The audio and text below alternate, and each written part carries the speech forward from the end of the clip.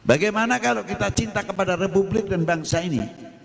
Apakah kita akan menjual aib bangsa ini demi untuk kepentingan? Pikir jauh-jauh ini tolong. Mungkin roto galak titik ya. Yang waras tidak boleh mengalah terhadap mereka para pencoleng-pencoleng agama yang menjadikan agama sebagai alat politik.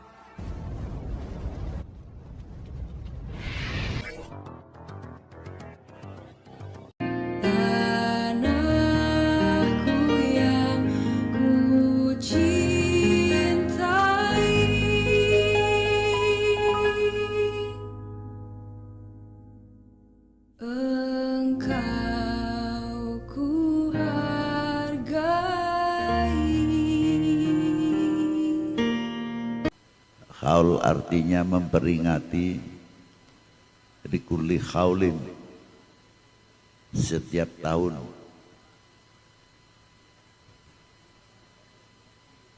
Apa yang telah dilakukan oleh Rasulullah Sallallahu Alaihi Wasallam setiap tahun, baginda Nabi mesti rombongan ziarah ke Uhud. Sayyidi Syuhada adalah pamannya sendiri, Sayyidina Hamzah bin Abdul Muthalib. Maka apa tidak menjadi suatu heran apabila perkembangan khaul tetap berjalan, para sesepuh, para ulama-ulama kita itu tidak mau berjalan asal berjalan tanpa dasar. Karena para beliau itu lebih tahu mahwa dunub, apa sih sebenarnya dosa itu. Apa dosa itu akan semakin berkembang karena menanamkan satu paham yang tidak pas, yang akhirnya mengundang tanggung jawab terhadap para ulama-ulama itu sendiri atau tokoh-tokoh umat ini. Nanggung dosanya sendiri saja sudah sulit, apalagi untuk menambah tanggung jawab dosa orang lain karena umpamanya mengadakan haul tanpa dasar. Ini satu contoh. Ulama-ulama kita tidak bodoh, Pak. Ulama-ulama Indonesia khususnya, memang karena sejarah ini jarang terbuka, terkadang tidak mau membaca bahwa di Indonesia ini pengarang-pengarang kitab yang militan luar biasa, mau cari berapa. Dan kitabnya dipakai seluruh dunia Islam. Siapa beliau? Kiai Nawawi Banten. Kitab Safinah ini yang tidak pakai siapa? Semua pesantren menggunakan kitab Safinatun Najah yang disyarahi oleh Kiai Nawawi Al-Bantani. Ta'lifnya, mu'alifnya adalah Syekh Salim bin Sa'ad bin Sumer Al-Hadrami.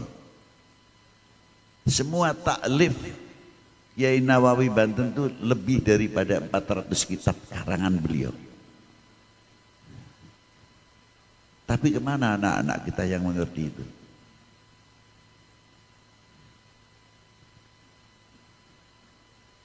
Sejarah sangat kuat. Dan beliau berangkat ke Mekah umur 15 tahun sampai wafatnya. Beliau pernah dibawa ke Al-Azhar Syarif. Itu Ki Nawawi Banten.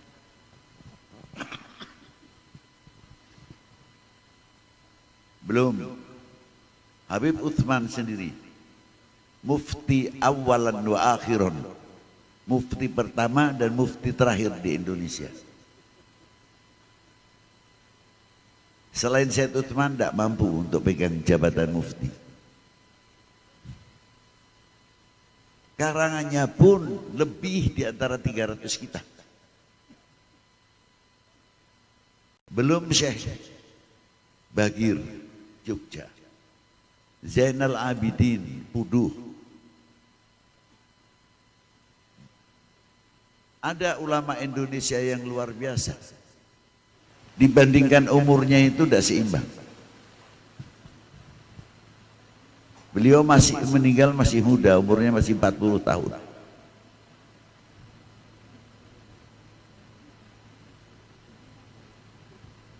Yang mensyarahi kitab punya Imam Ghazali.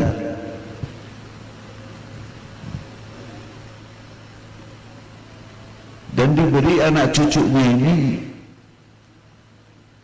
subhanallah, kayak ilmu laduni begitu. Maka rata-rata sebagian rata-rata matinya muda.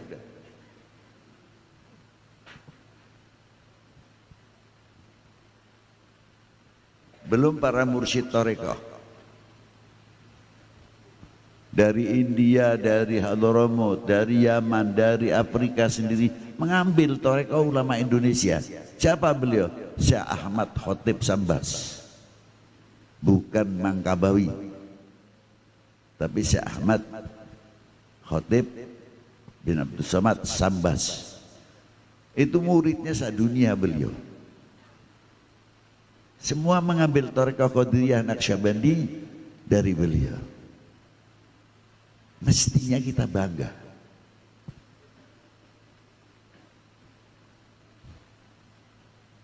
Sejauh mana kita mempunyai kebanggaan kepada bangsa ini, kepada umat ini yang mengangkat Indonesia luar biasa. Tapi karena sejarah,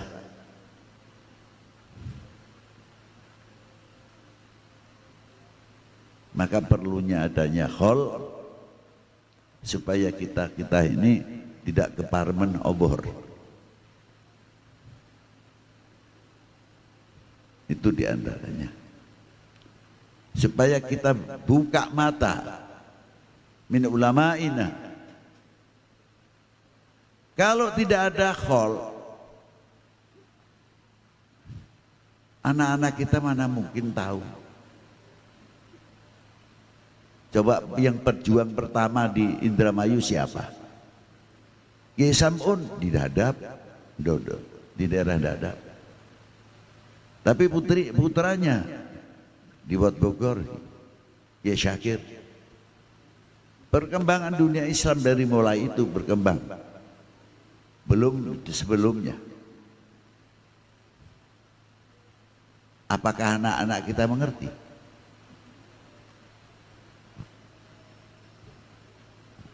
Paling ngomongnya, kita pun ngerti ini anak Kiai Syakir keding.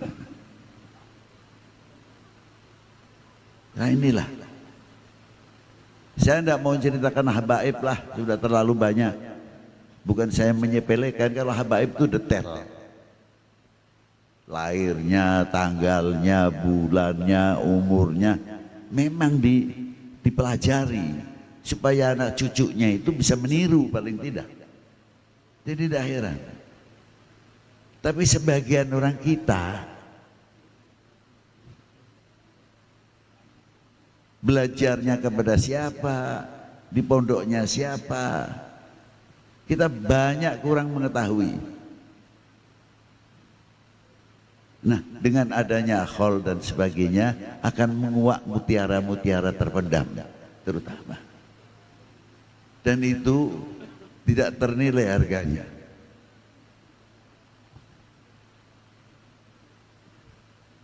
Belum ulama-ulama yang di Cirebon. Syarif Hidayatullah terlalu tinggi. Seperti Kiai Kirian, Kiai Muhammad Tolha, satu mursyid thariqah Syatoriyah, yang satu Qadiriyah Naqsyabandiyah. Belum Kiai Sobari Cibedus dan tokoh-tokoh ulama Cirebon, Kiai Abdullah Arif. Mau cari berapa? Untuk generasi sekarang sudah banyak tidak dikenal. Dan lain-lainnya, para beliau tidak cukup hanya pejuang agama, tapi bagaimana merasa dirinya Selaku bangsa Indonesia tanggung jawab atas negerinya, beliau ikut partisipasi, mempunyai kontribusi melawan penjajah. Jangan dikira tidak. Nah, kalau anak-anak kita ini tidak mengerti dengan keperluannya adanya khol, hilanglah sudah sejarah. Maka saya harap hall di mana saja kunjungi untuk syiar sejarah. Siap enggak? Ya, harus gitu. Jangan sampai kita ini dicap bangsa yang menghilangkan, bangsa yang melupakan sejarah. Bahayanya besar. Alhamdulillah di Indonesia ada 10 November. Maka dengan 10 November tersebut, alhamdulillah setiap hari pahlawan kita pakai bendera merah putih dipasang di mana-mana. Ada kurang tambahan sedikit. Mestinya dengan kata-kata yang indah. Wahai pahlawanku, setetes darahmu yang jatuh di tanah, mutiara setinggi apapun harganya belum apa-apa dibandingkan jasamu. Atau dengan kata lain, supaya terangkat kembali. Jangan ditulis selamat hari pahlawan 10 November. Lainnya apa coba? Sebentar lagi kan datang tanggal 1 bulan Maulid. Bisa enggak dia tiap kampung mau masuk kampung, ahlan wa sahlan ya afdhalil khalqillah, selamat datang di bulan Maulud, utama-utamanya semua makhluknya Allah Ta'ala. Tulis. Nanti waktu 17 Agustus sama. Bangkitkan kembali, bangkitkan. Sebab nasionalisme tanpa mengenal sejarah sangat mengkhawatirkan. Orang itu kalau tahu bapak ibu kita payahnya mencari uang sehingga bisa membuat rumah luar biasa, rumahnya baik dan sebagainya, kita akan melihat menterengnya rumah atau payah jerih payahnya orang tua. Jerih payahnya. Makanya kuncinya jadi wali itu cuma 2. Kalau ini jadi wali tidak usah repot-repot. Bangun malam sholat 500 rakaat, enggak. Besok glosor gak bisa kerja. Ya. 2 saja kuncinya. 1 taat kepada kedua orang tua, yang kedua taat kepada gurumu, selesai. Ilmu ini sundul langit sama orang tua begini, jangan diharap keluar karomahnya. Itu kuncinya di situ. Semua para aulia, Uwais Al-Qarni begitu pangkatnya tinggi luar biasa karena menunggui ibunya. Itu diantaranya. Nah, maka dari itu pentingnya haulan. Saya hanya mengatakan pentingnya haulan, nasihat sudah banyak lah. Mungkin dari Habib Abana, putra guru saya Habib Abdurrahman bin Abdullah bin Faqih, dari Al-Ah Qasim bin Muhammad, dan dari habaibna atau kiai-kiai kita sudah banyak. Ini kepentingannya haul, kepentingannya untuk memperkuat cinta kita kepada bangsa dan tanah air ini. Karena sekarang sudah mulai melentur. Cinta bangsa, cinta tanah air mulai rasa. Saya ambil contoh satu sajalah. Orang itu kalau cinta benar kepada siapa yang dicintainya, cenderung menutup aibnya. Itu kalau orang cinta benar. Tidak mungkin orang lelaki cinta sama istrinya. Dong bojo kita wis kerempeng sih kene.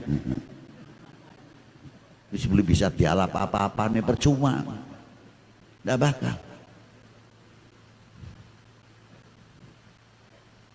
Malah tambah kasih sayang, apalagi yang sudah melahirkan anak cucu.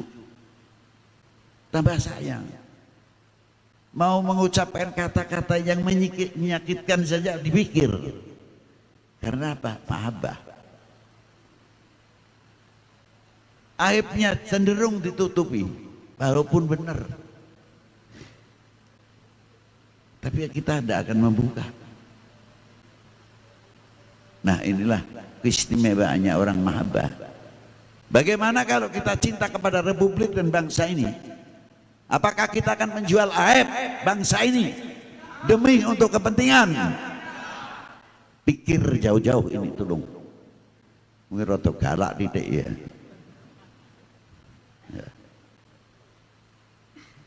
Itulah. Maka dari itu pentingnya adalah di sini al-mahabbah mulai melentur. Ayo kita perbaiki bareng-bareng, jangan saling menyalahkan. Kita hidupkan haul, kita hidupkan maulidin Nabi sallallahu alaihi wasallam. Ya. Orang mau bilang begitu begini terserah, jangan durusin. Allahumma dablak. Itu doa yang paling ampuh. Wis apa karepe sirapan ngomong apa? Lempeng bae maju. Ya, non bae. Ya. Aja dianggap ijazah nggih.